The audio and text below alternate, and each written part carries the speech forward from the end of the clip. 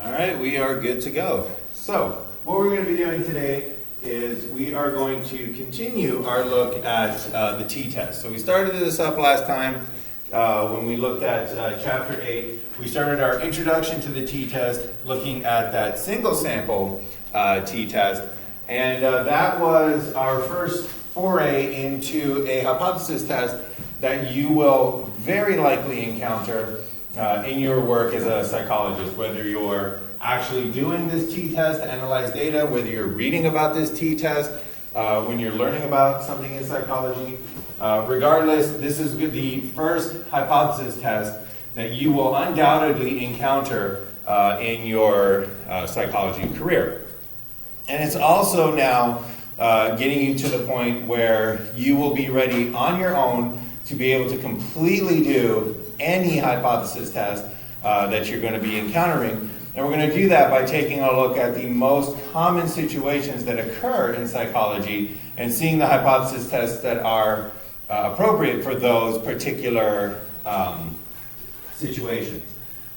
Now, as we progress, the hypothesis tests that we're doing, the math behind them is going to get more and more and more complicated. And it's going to get complicated to the point where it really would take almost an exclusive math course on its own in order to be able to do all of these calculations.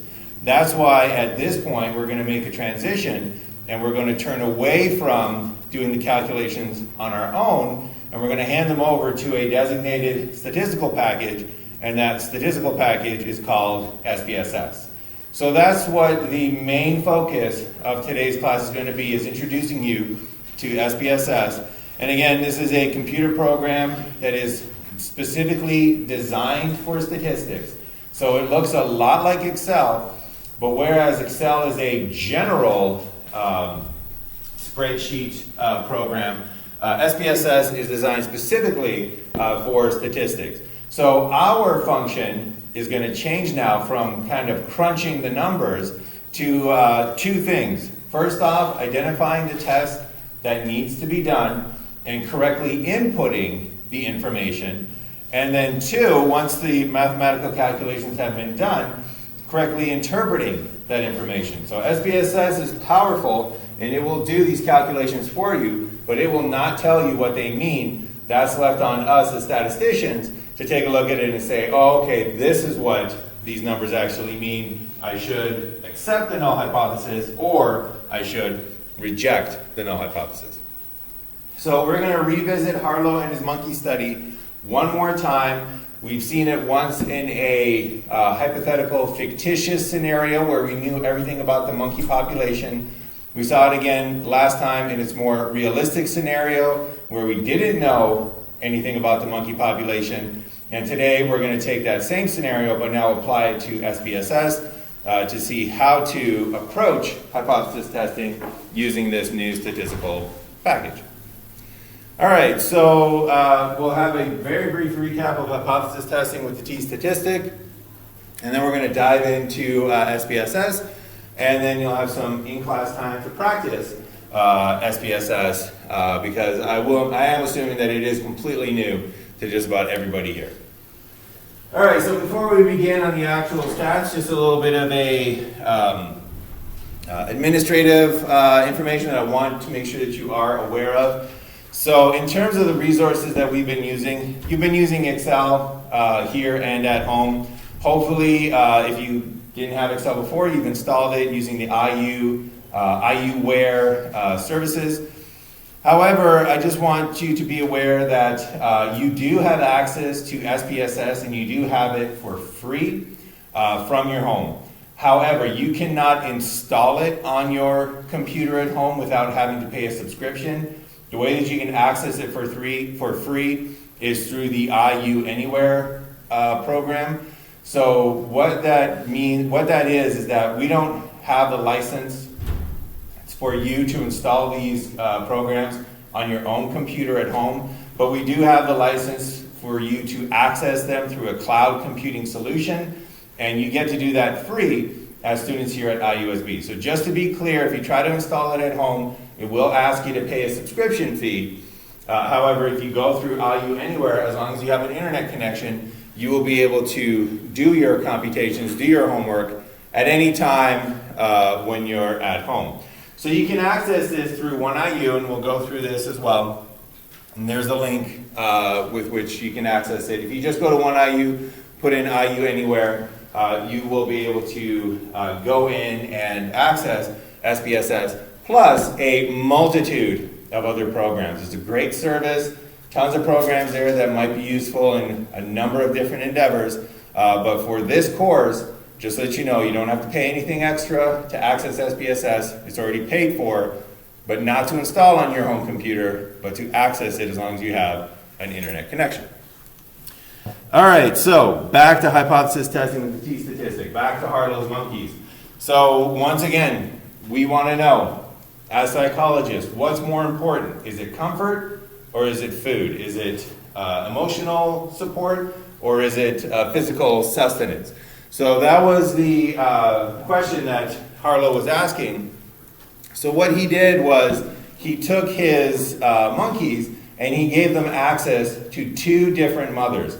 One was a wire mesh mother that provided no comfort but had food, had a milk bottle there for the infant to feed on. The other one was a terry cloth mother that provided emotional support. She was warm and soft and cuddly. And his question was, which one of these mothers is preferred? Which one will the infant spend more time with?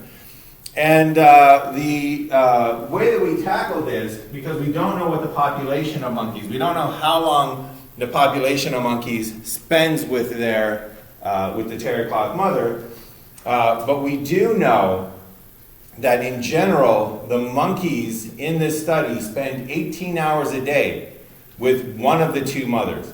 So they knew this going in, that the monkeys, if left to their own devices, will spend around 18 hours a day clinging to these surrogate mothers. And that is the basis for their null hypothesis. That is the basis for their hypothetical population mean. And the way that we figure that out is we take a look at the fact that there's 18 hours, that these monkeys spend 18 hours with one of the two mothers, and then we decide that if the null hypothesis is true, and there's no preference between the two mothers, and they spend 18 hours between the two mothers, then if there's no preference, logically, it has to be that they spend 9 hours with the terry cloth mother and 9 hours with the wire mesh mother. If there's no preference between the two, they'll spend the exact same time with each. And that's the kind of reasoning that you need to have when you're dealing with these hypothetical population means. So the example that we brought up last time, to kind of give you another perspective on this, has to do with the gender pay gap. So the gender pay gap, the difference between how much money women earn and how much money men earn, is in terms of that number in our population, we don't know what that number is. I've seen estimates as high as 50 cents on the dollar. I've seen estimates as low, I guess, I might have gone the wrong way, but as low as 98 cents on the dollar. So depending upon how you calculate it, women either make 50% less than males do, or women make 2% less than males do, or anywhere in between. So the actual gender pay gap is unknown in our population, but the null hypothesis gender pay gap, the gender pay gap that would exist if there was no gender pay gap, we know exactly what that is, and it would be 0. So if we were doing a study to see if there is a gender pay gap or if there is no gender pay gap, well, if there is a gender pay gap, we wouldn't know what the actual population gender pay gap is, but we definitely know what the null hypothesis is. We definitely know that if there was no gender pay gap, then the pay gap would be 0. And that's the kind of reasoning that we use in these single subject, single sample t-tests. So we need that hypothesized population mean. And if these monkeys spend 18 hours a day with their mothers, with their surrogate mothers, and there's no preference, then we know that they have to spend 9 hours a day with each mother. We actually don't know if that's true, but we know that if the null hypothesis is true, if there is no preference, they would spend 9 hours with one, 9 hours with the other mother. So that's the experiment. We want to know, is there a preference or is there not a preference? Is the null hypothesis true or is the research hypothesis true? So we run the study, and what we find is that 9 monkeys spent an average of 15.3 hours per day with the terry cloth mother, and we want to know, is this result sufficient to conclude that monkeys in general, the monkey population, spends more time with the terry cloth mother, and we're going to use a two-tailed test with an alpha of 0.05. So that's the situation. The nice thing about all this is that even with SPSS, even with these new hypothesis tests, it is still the 5-step process that we're going to be using. So that hasn't changed. All the work that we put in to learn that 5-step process is going to carry over with us. And it's just that now some of those 5 steps are going to be given to SPSS to actually calculate. So step number 1, restate the question as a research hypothesis and a null hypothesis about the population. Is there a preference for the terry cloth mother or for the wire mesh mother? This has not changed whatsoever. This is probably like the 4th time we're seeing these null hypotheses, but it's good to see them one more time. So the research hypothesis is that there is a preference for one of the mothers. It means that the mean time spent with the terry cloth mother does not equal the mean time spent with the wire mesh mother. And we know that if those two were equal, they would spend 9 hours with the wire mesh and with the terry cloth mother. So if they're not equal, that means that the terry cloth time cannot be 9 hours. It might be more, in which case they prefer the terry cloth mother. It might be less, in which case they prefer the wire mesh mother. But if there is a preference, we know that they cannot spend 9 hours with the terry cloth mother. That's our research hypothesis. The null hypothesis, on the other hand, is that there is no preference for either of the mothers. So it means that the mean time spent with the terry cloth mother is the same as the mean time spent with the wire mesh mother. And in this case, we know what that population mean has to be. Because if there is no preference, if they spend 18 hours a day with each of the mothers and there is no preference between the two mothers, then they will spend 9 hours with one mother and 9 hours with another mother. So the mean time spent with the terry cloth mother equals 9 hours. That is our null hypothesis. And that is the hypothesized mean of our untreated null hypothesis population. So we don't know what the actual case is, but if we live in a world where these monkeys have no preference, they will spend 9 hours a day with the terry cloth mother. That we know. And then the hypothesis test is deciding which of those populations is the true population. Is it the no preference population that is the actual true population of monkeys? Or is it the preference population where they prefer one mother over the other? That's what the hypothesis test is looking at. All right, so that hasn't changed. Step 2 is going to change. So step 2, determining the characteristics of the comparison distribution. This is something that SPSS will now calculate for us. So what we learned in chapter 6, all about calculating the comparison distribution, that is something now that SPSS is actually going to do for us. It's going to do that heavy lifting. Step number 3, where we set a cutoff sample score or critical value, SPSS will not do this. So this is something that we still got to do on our own. However, SPSS will help. So it is going to give us a little bit of the information that we need, but we're still going to have to go to that table. We're still going to have to look this up on our own, but it will help us out with a little bit of information. Step number 4, determine your sample's cutoff score on your comparison distribution. SPSS will do this for you. So it's going to do most of the mathematical calculations for you. And then for step number 5, SPSS will not do that. We are going to have to decide whether to accept or reject the null hypothesis. But getting a little bit ahead of myself, let's go take a look first at steps 2 through 4. We're going to be using SPSS, and the data that you need for this, if you haven't already, can be found in Canvas, can be found in the Excel files. It's in the Week 11, Class 1, Practice, Chapter 8, Introduction to the T-Test Excel sheet. So if you haven't done that yet, sign into Canvas, open up that data because you will need that file. And the way that this is going to work is we're going to do this live right now, so hopefully you will follow along. Screen grabs of how to do everything that we're doing in SPSS is available in your actual lecture notes.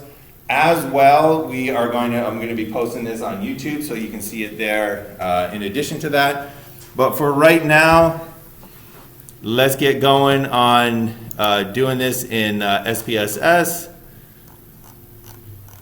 But as I mentioned, the screen grabs are there for you if you need it. All right. So, first things first, we need to know how to actually access SPSS. So what you want to do is you want to go to 1IU,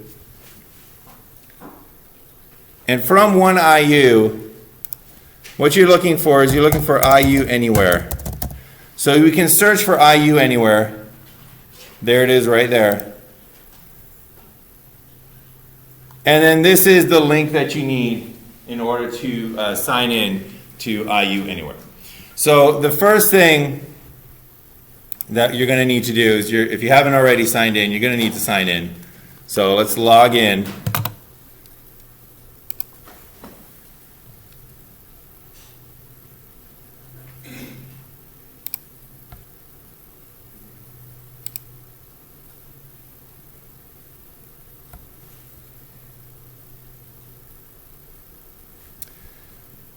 All right. It's already installed.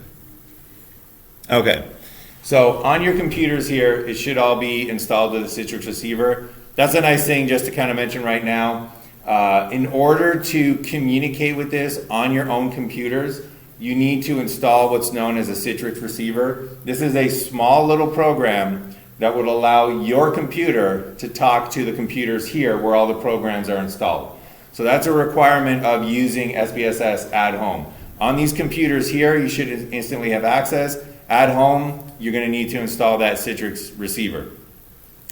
I would highly recommend doing that as soon as possible. Make sure that it's working because you will, it does sometimes take a little bit of time to set up.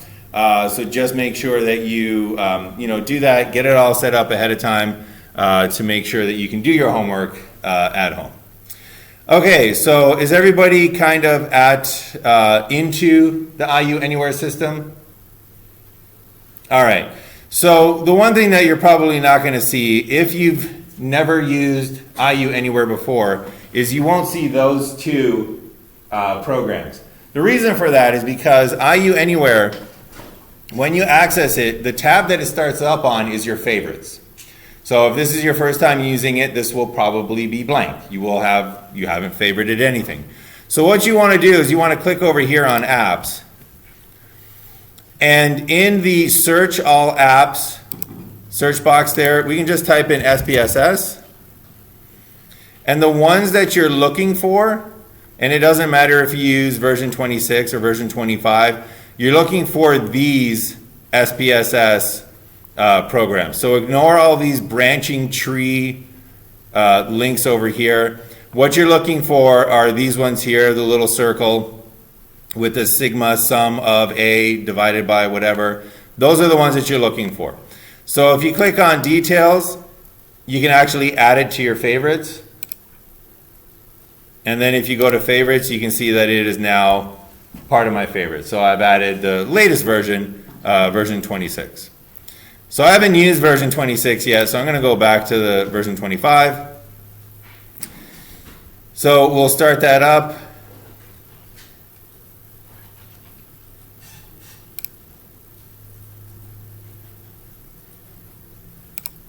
I say again, we'll start that up.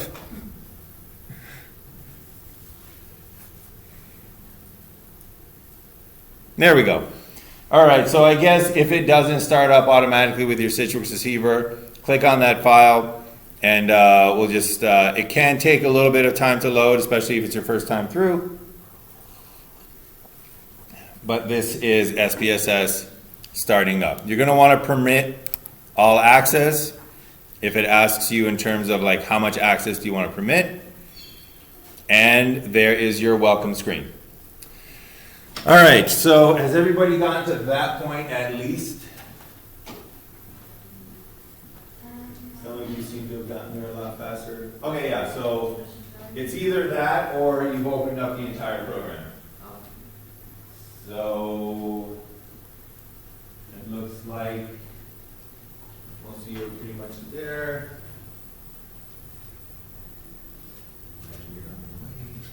Okay, so when you first open it up, you'll see this welcome to SPSS statistics welcome screen.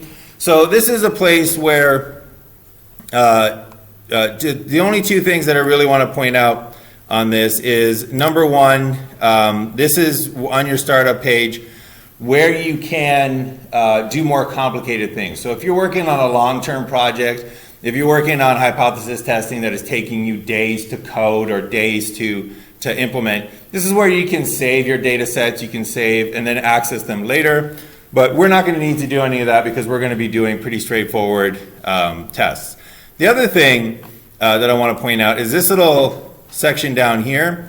So in SPSS, SPSS is great because it's highly used, it's very well documented, and it has built-in help and support, and it has built-in get started with tutorials.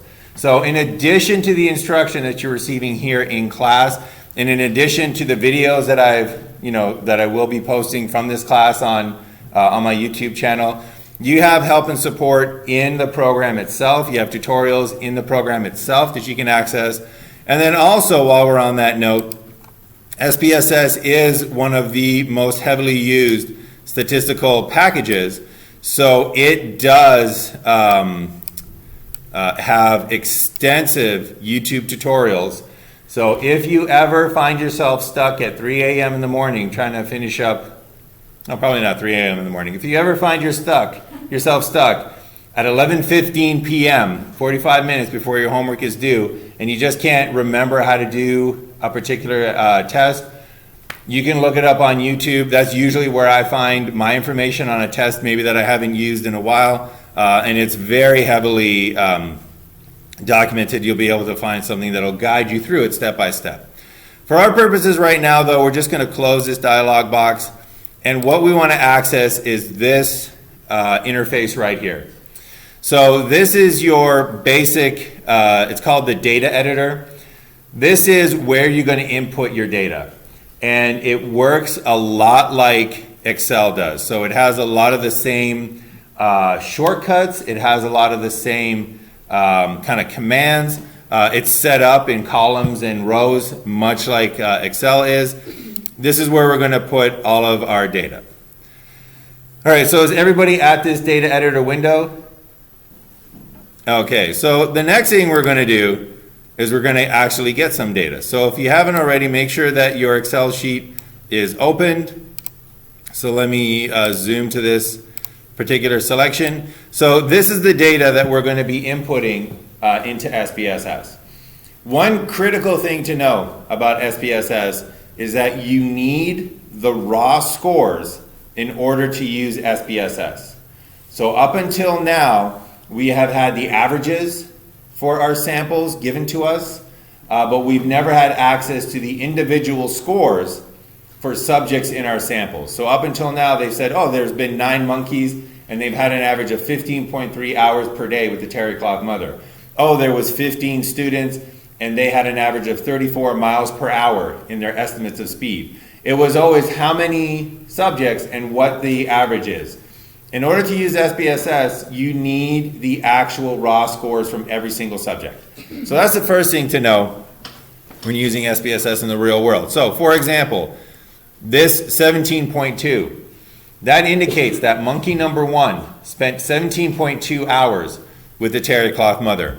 Monkey number 2 spent 19.09 hours with the terry cloth mother. Monkey number 6 spent 13.4 hours with the terry cloth mother. And monkey number 9 apparently didn't care much for the terry cloth mother and only spent 7.71 hours with the terry cloth mother. Importantly though, we have the raw scores, and you need that in order to use SPSS. So the first thing we're going to do is we're going to take our scores and, we're going to highlight them and we're going to copy them. I'm working here with limited area. All right, so we're going to copy them. So however you like to copy out of Excel, copy those particular scores, and then we're going to go back to SPSS and we're going to paste them into row 1, column 1. So you can either use Control V, the same shortcuts that work in Excel also work in SPSS. You can also go up here to Edit, and it'll have Paste as one of the options. However you like to do it, we need to paste these numbers into SPSS.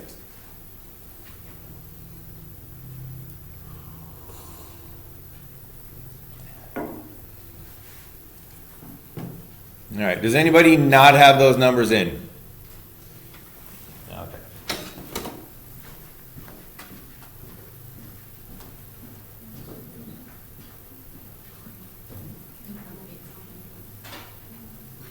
Oh, okay, yes. All right. So, so if anybody is having difficulty, this is one of those kind of little bits of weirdness that the IU Anywhere system sometimes does. All right, so how many people were able to just directly control, directly copy and paste? All right, and how many were not able to directly copy and paste? Okay, so this is a nice example. Sometimes it'll work, sometimes it won't. Depending upon the permissions that you grant at home and how you set it up and what your latest version of Java is, it'll work.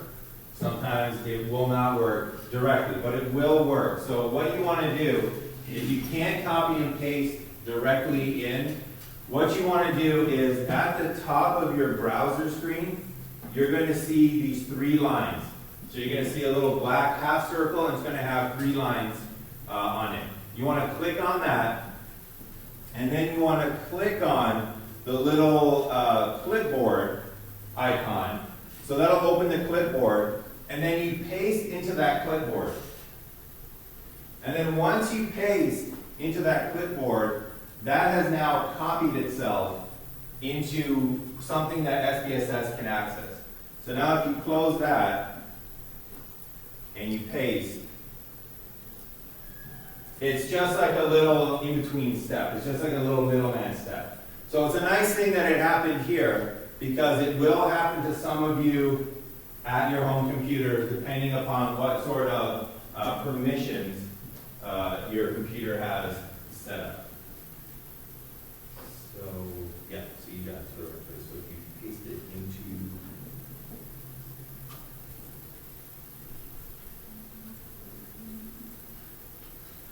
or you just, okay, so if you, now it's copied, so you can close that.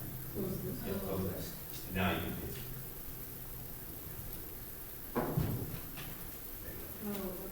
Yep. All right, so now we got everybody, they have their data into the data editor. So the next thing you're going to want to do is you'll notice at the bottom of your data editor, there's 2 little tabs here. You got a data view, this is where you put your raw scores, and then you got a variable view. This is what gives you a breakdown or a synopsis of the variables that you're using. So one of the things that SPSS does is it names your variables for you. The other thing SPSS does is it names your variables in a very good way for a robot to use and in a very horrible way for a human to use. So if you take a look at what your variable is named, it's named var 00001. And while var 00001 is great for a robot, and they will not forget what var 00001 refers to, for a human being it's horrible. You're going to forget that the next day. And it has happened. Trust me, it'll happen to you. I have done work on SPSS, not renamed my variables in a way that was good for the human brain, thought I would remember, came back the day later and spent the first hour of my work session trying to figure out where my numbers actually came from. So don't do that to yourself. Instead, we're going to go down here, we're going to click on variable view. And where it says var 00001, we're going to give it a name that jogs our memory. We're going to call it terrycloth. Now, we're not going to call it terrycloth or other things for a couple of reasons. One of the things you'll notice is that certain things are not allowed in SPSS. So for example, if I tried to call it one terrycloth, SPSS would say, no, I'm not going to do that. Your variable name contains an illegal first character.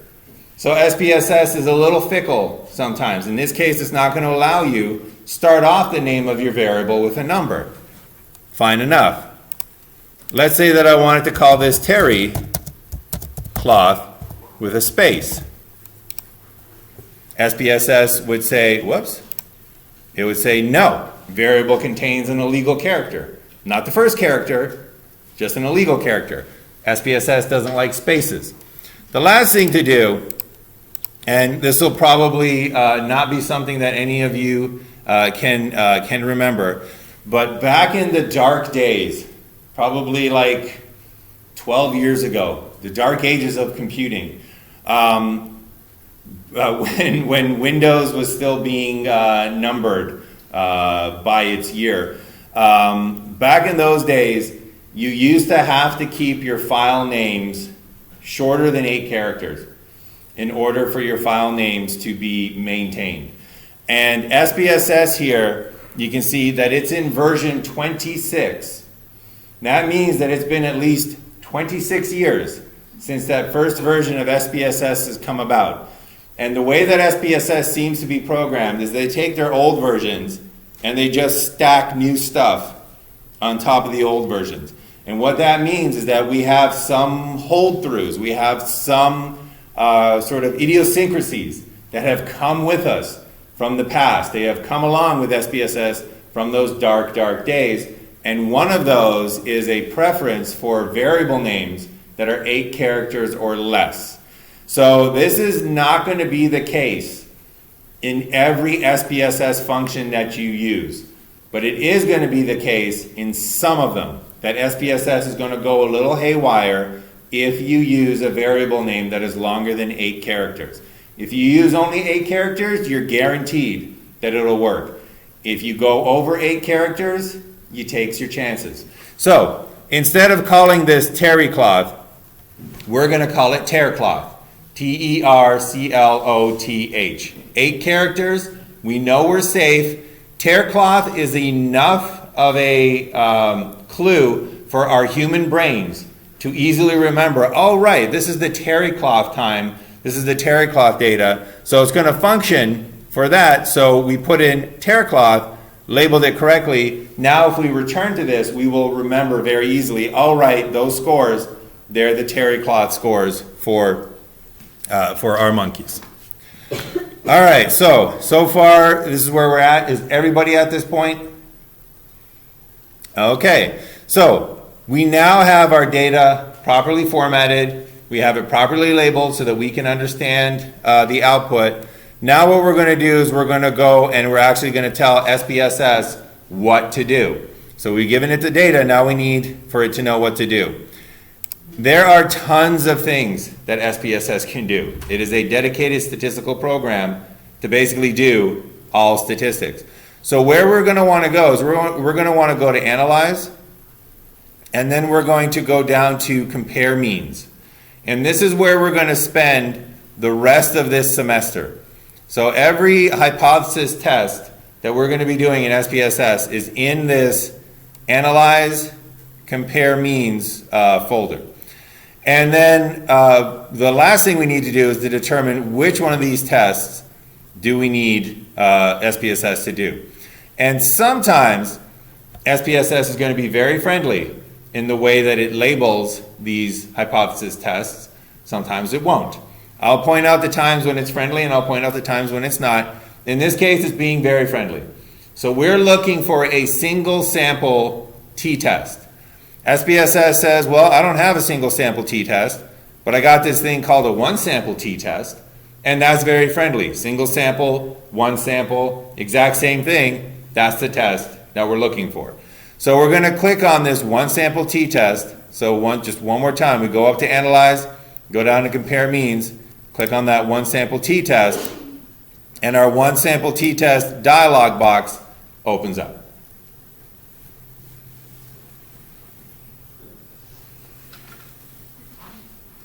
All right, everybody got the dialog box? Okay, so first thing we need to do is we need to tell SPSS what our test variables are. So this time is pretty straightforward. We have one variable that's going to be our test variable. But what the test variable is, that's where your raw scores are.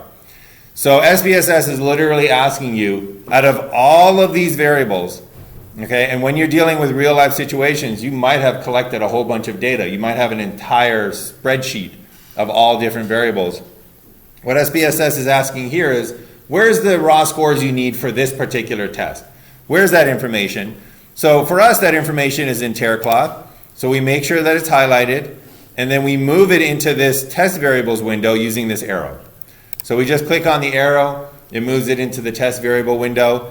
If we made a mistake, we can just pop it back, put it in, take it out, back in, back out, put your teracloth in, take your teracloth out. So we can move it back and forth in case you make an error on that. So that tells SPSS this is where our teracloth raw scores are.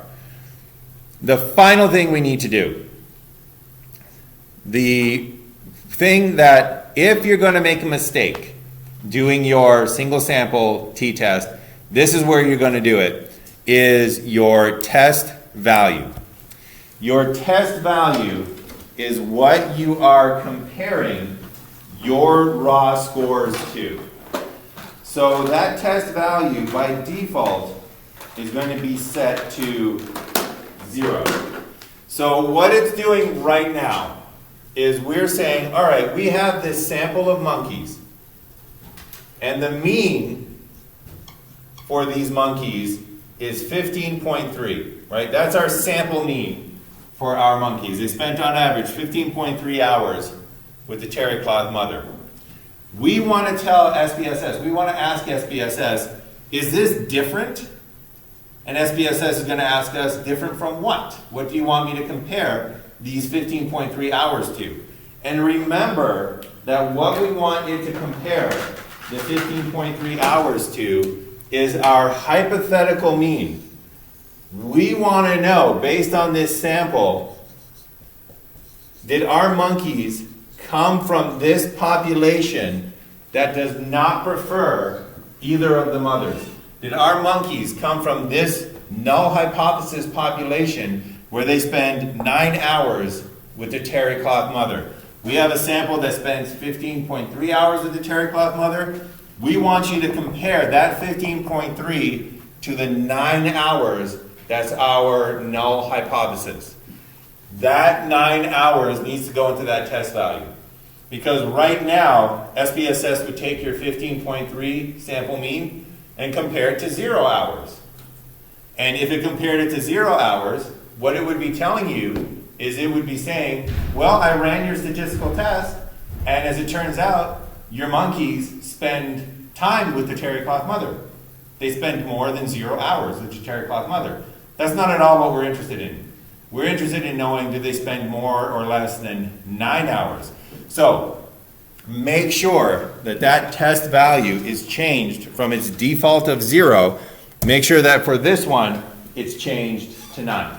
And you need to update that every single time you do the single sample t-test. So we want to know the time that they spent with the teracloth mother, is that different than 9 hours? 9 hours is our hypothetical mean. 9 hours has to go into the test value. All right, so does everybody got 9 hours in the test value? Okay, just in case I haven't hit it hard enough, not putting in the correct test value is the #1 error that students make when running the single sample t-test. They'll set up everything correctly, And then if they're going to make an error, it's right there at the test value. So put whatever sort of red flag indicator you need. Make sure that your test value here is what you want your sample compared to. It's your null hypothesis. So once we got that test value of 9, we hit OK. And in about a quarter of a second, SPSS has calculated your entire one sample t-test. So there is your table right there. And what is left for us right now is to take a look at that table and figure out where all our information is.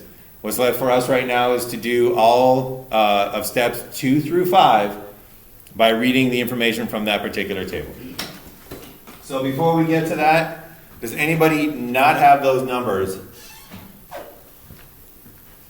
One sec. Does anybody not have those numbers or like super close to those numbers? All right, awesome.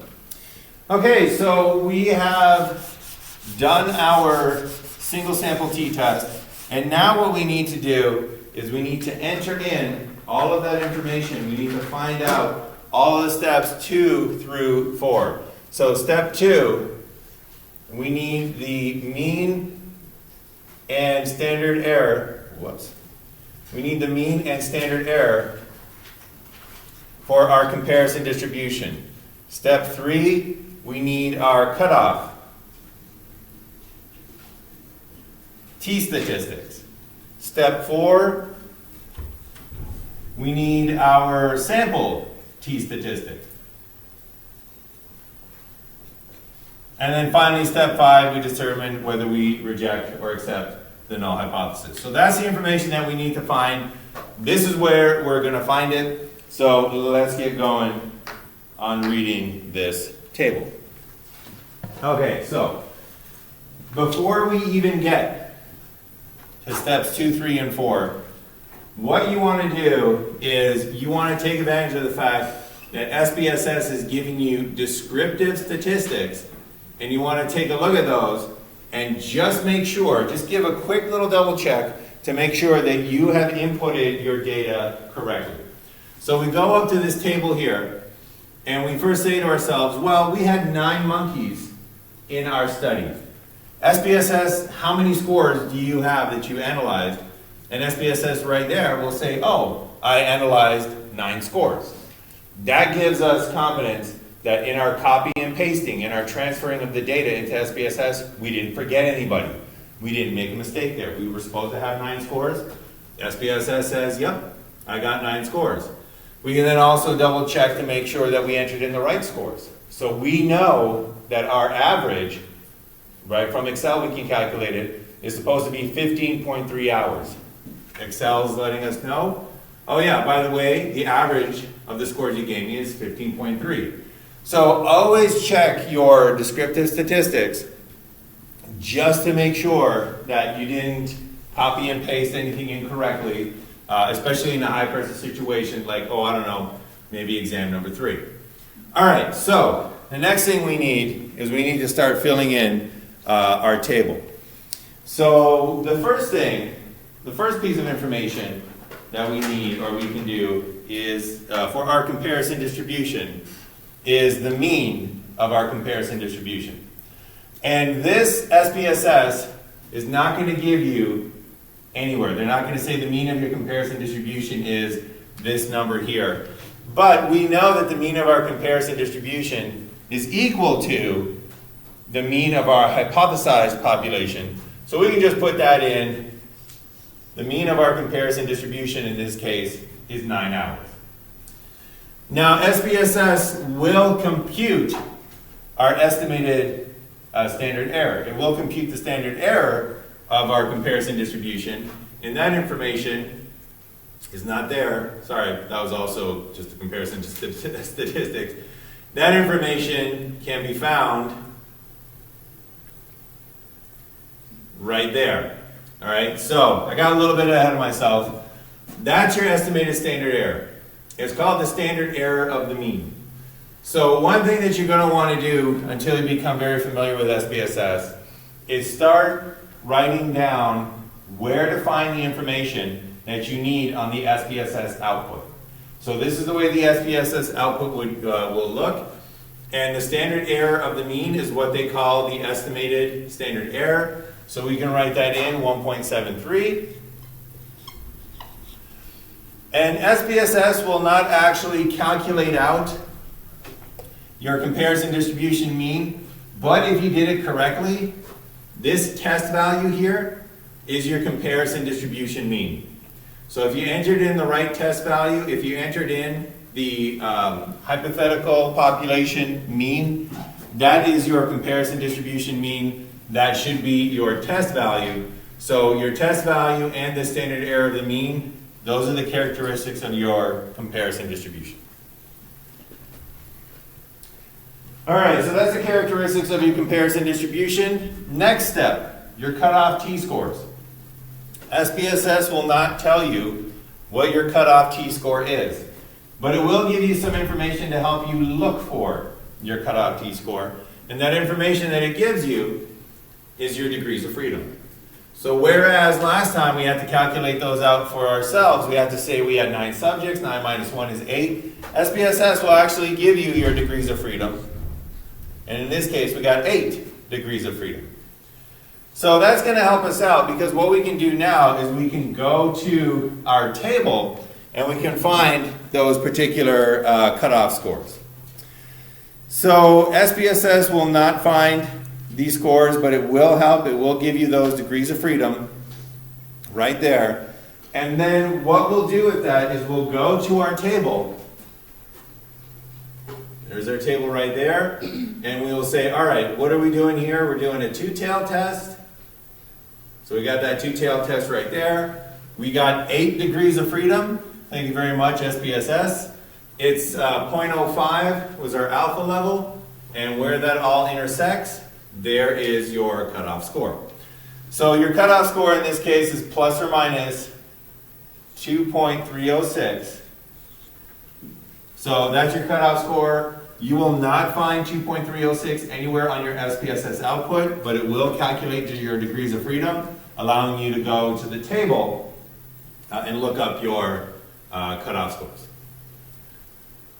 All right, so SPSS did that for us. Okay, so now we're at step 4, where we got to determine our sample score on our comparison distribution. And SPSS has actually calculated this out for us. So the t-statistic for our sample, the one that we would calculate by taking our sample mean minus our comparison distribution mean divided by the estimated standard error of our comparison distribution, we can just look that up now.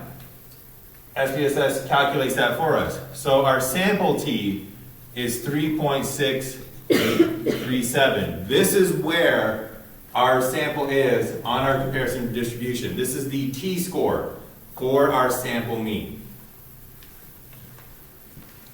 All right, and then the last thing that it will give us, and this is going to come in very much more important as we move along.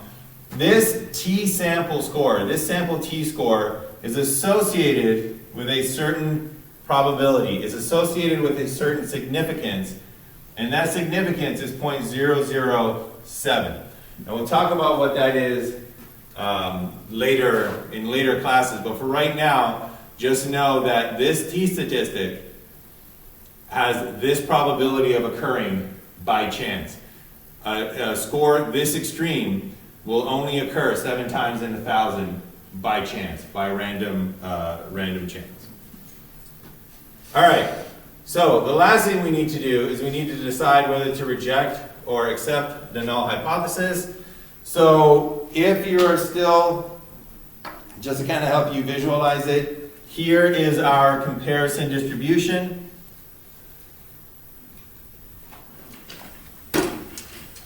All right, so there's your comparison distribution. That's your t-statistic comparison distribution. So remember that it has a mean of 0. Here are your cutoff scores at plus 2.306 and minus 2.306. All right, so those are the cutoff areas at which we will reject the null hypothesis. And SPSS is letting us know that our sample is at 3.6. So if that's 0, that's 2.306. 3.6 is going to be somewhere out here. So it's crossed into the tails. Our sample is crossed into the tails. It's gone beyond the cutoff t-score. So now we take a look at step 5, decide whether to reject the null hypothesis. If the sample t-score is beyond the cutoff t-score, yes, our sample t-score of 3.6 is beyond the cutoff t-score of 2.306, we're going to accept the research hypothesis and we're going to reject the null hypothesis. So that's what we're going to do.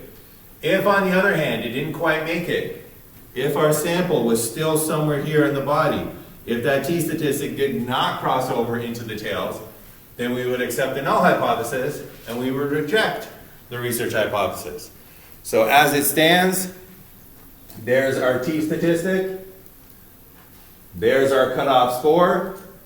Our t-statistic has gone beyond the cutoff score, so we reject the null hypothesis, and SPSS has let us know that monkeys actually do prefer the terry-cloth mucker. And that is the entire t-test done in SPSS. All right, any questions on any of that procedure? Excellent. All right, so just a couple of things before we turn this over to practice time. So the MyStatLab study plan, just to let you know, it is still available. I was calculating the grades for this class post exam 2. So if you haven't seen exam 2 yet, it has been handed back. It has been re-uploaded and graded. We will take that up in class, in a future class where we have time to do that. But I have been calculating those. And I will say that I have seen some students doing very well in the exam, but for whatever reason, not doing well on the pretest and not doing their homework. And I just want to make sure that everybody is aware that is a large portion of your final grade, and it will affect you. So make sure that you're putting in the time doing the homework. Make sure that you're doing your pretest. And if you're not getting 100% on your pretest, do the study plan. Take advantage of that. I was a little bit surprised to see that students who were getting 0 on their pretest, students that were getting 20% on their pretest, had not done any of their study plan points. So make sure that you're taking advantage of that, because otherwise you can do great on the exams. I try not to weight the exams too heavily, just because I feel that that's unfair to students, but don't think that your exams alone are going to take you through to the end of this course. So do everything in this course. It's all part of that plan. It's all part of getting that practice. But definitely get that 100% on your pretest points. Complete that MyStatLab study plan for each chapter. Okay, so the other thing I wanted to mention, we got about 20 minutes left in class right now. There is extra practice for SPSS available right now. So this is in the Excel sheet that you just opened up, has the data for this. And then there's a supplemental PowerPoint where you can find the questions.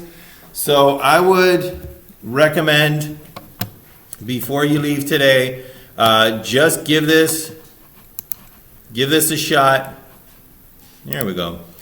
Give this a shot. Make sure that everything is working. So it has the question information for you to decide what is your hypothesized population. It does give you the SPS output that you're looking for. And then it also lets you know how to interpret it. So it'll also give you the answer to all 5 steps. So I would highly recommend give this a go. SPSS is new to you. Give it a shot. Give it a whirl. Make sure that you're doing all that correctly. And if you have any questions, if things aren't working out, feel free to call me over. But again, we will be using SPSS for the remainder of this semester. I highly recommend use SPSS to do your homework as much as possible. And this is going to be it for the remainder of this semester. So that is what I wanted to cover today. So again, if you're all stats out, I understand. Feel free to head on out. But I would highly recommend SPSS is new. Give it a whirl. Try one of those demo questions. and see if you can go through an entire hypothesis test in SPSS.